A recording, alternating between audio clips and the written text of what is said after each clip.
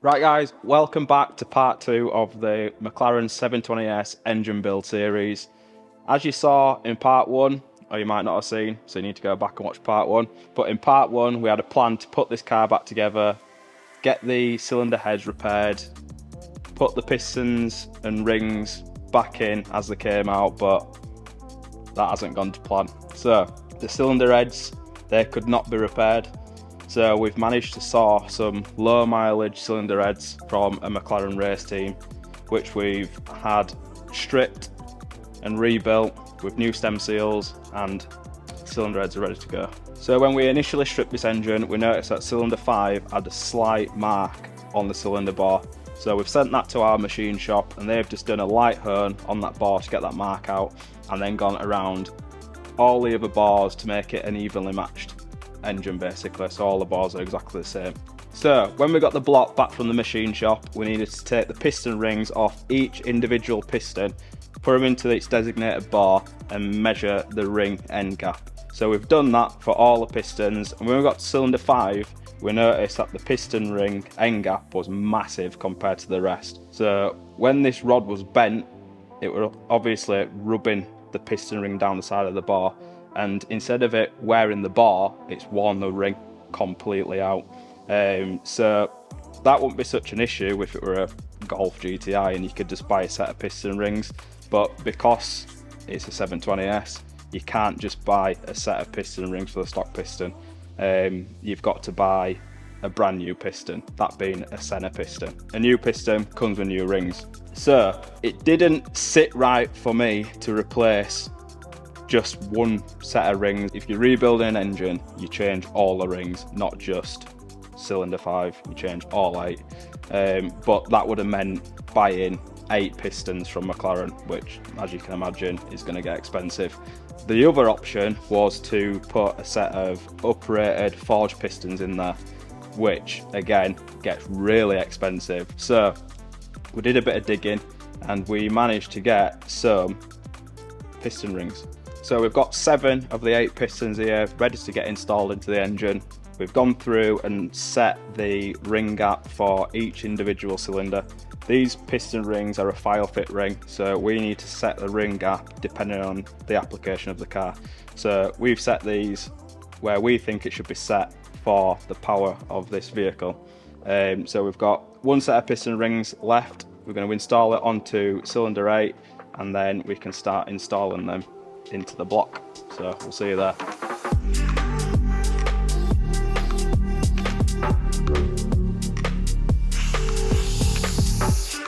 So here we have the main bearings that are going to get installed into the block, so then we can install the crankshaft. So many use King aftermarket performance bearings because I can't get hold of the stock McLaren bearings. So these are actually a MAL stock replacement bearing for the M840T, and we've been able to get hold of them through our secret contact. So we'll install them into the block and then we can get the crank cleaned up and install the crank.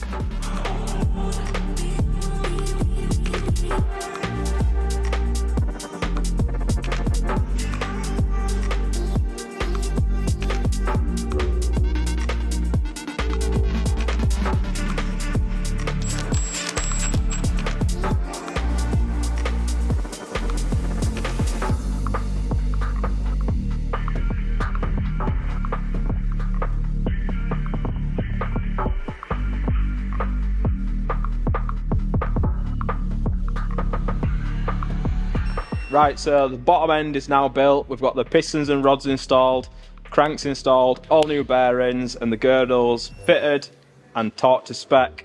So here we have some of the parts that we've bought for this build. We've got some new head gaskets, new head bolts, a set of new camshafts, a brand new oil pump, various different gaskets.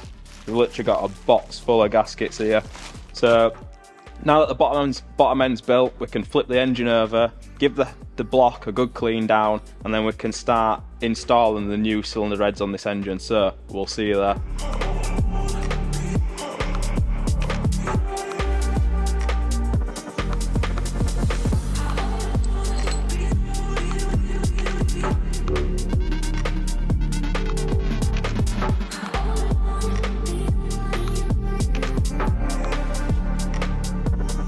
So we've been busy building this engine, the heads are installed, both banks are timed up, so we've got the special Mclaren timing tools, bolt onto the cylinder heads, all the timing chains are on. We've still got the cam phasers to torque down with the new bolts. Because so much of the top end has been changed on this engine, we've had to go through and set the valve clearances by changing the valve shims.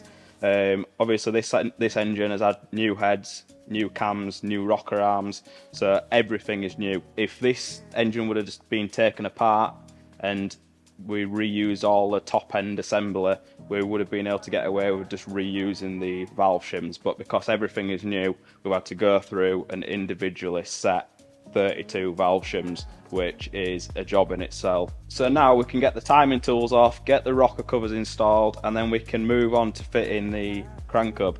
So much like the S55 and the M2 competition, M3, M4 F80s, the M840T and the Mclaren engine actually uses the same friction washer style crank hub, which means on the higher powered cars this has a possibility of slipping. So what we're going to do with this one is have it machined and put a dowel in it, because the actual friction washer and the crank has a hole in it ready to take a dowel. So we'll machine the hub, get a dowel made, and then that basically stops the chances of the crank hub slipping, because when the crank hub slips, obviously the timing jumps. So we'll get that machined, get that installed, and then once that's installed we can get the front cover on, and then the engine as a block is basically complete. Then we can move on to fit in all the auxiliaries, turbos and everything else around it. Once that's done, we can reinstall the gearbox onto the engine, and then we can start getting it in the car. So we've got a lot to do. We'll see you there.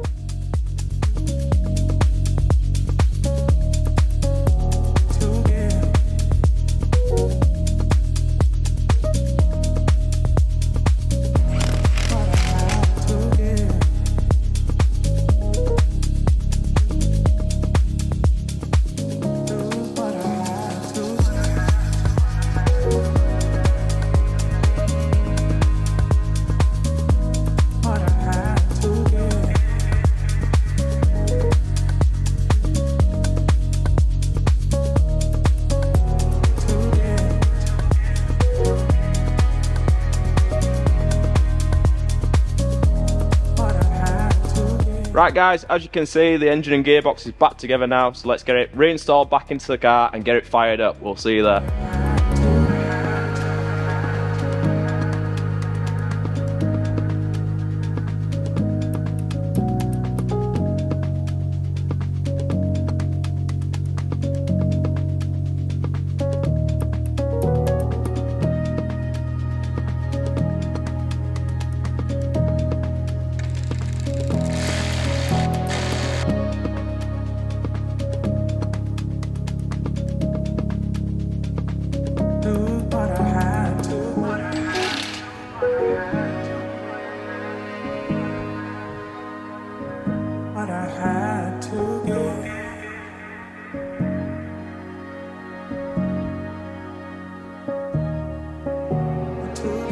Right guys, the car is all back together now. We've put some competition running in engine oil into this engine, because once we've got it up and running, checked for leaks, got it up to operating temperature, the car is coming off the ramp and into the dyno cell, where we'll start our engine bedding procedure.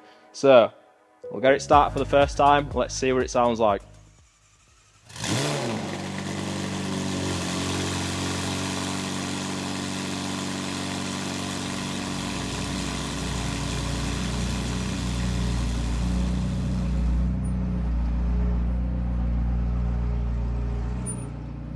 So we've got the car loaded up on the dyno now. We've got B-flash plugged into the ECU so we can data log this car.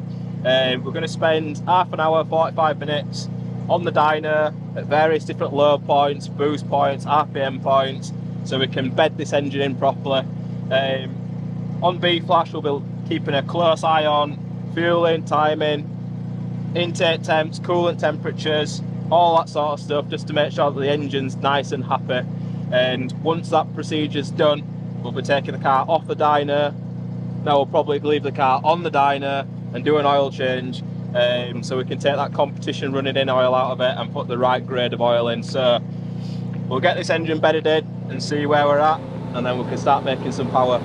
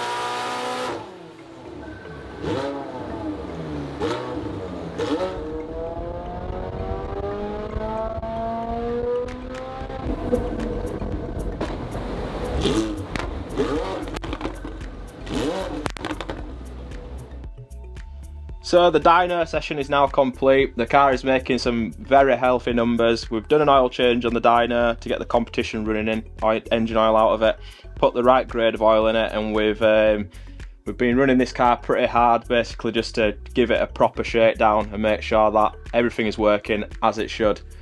So here we have the power from this car overlaid on a stock 720S. Obviously this car came into us already tuned, so we haven't tuned this car.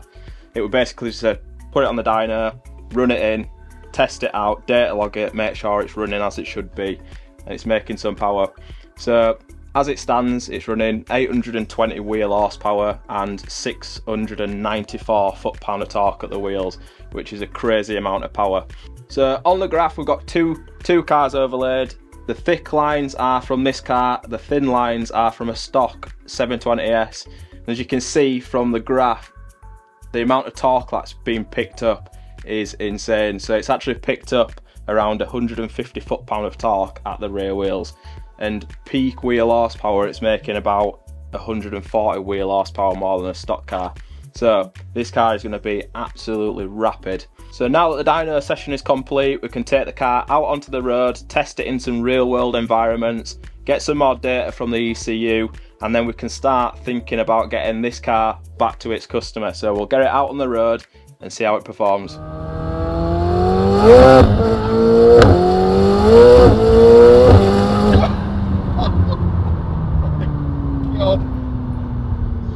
How savage is that? It's not the best conditions for 820 wheel horsepower today. Right, we'll do a little third. Okay. Should have a bit more traction in third.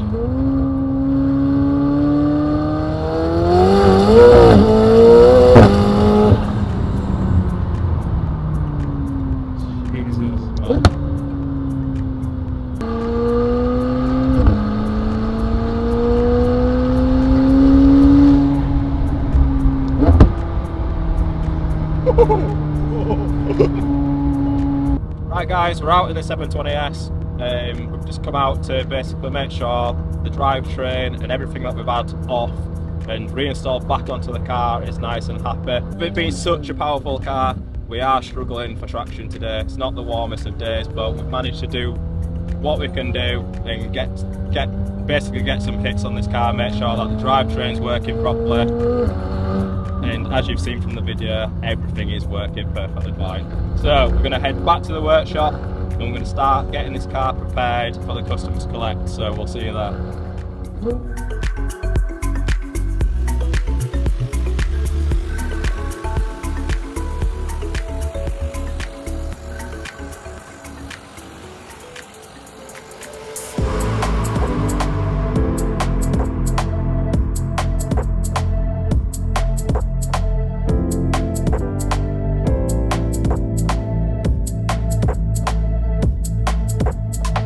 Right guys, that's another epic engine build series complete. The car is ready to go back to the customer. If you've liked this video, make sure you like, subscribe, and we'll see you in the next one.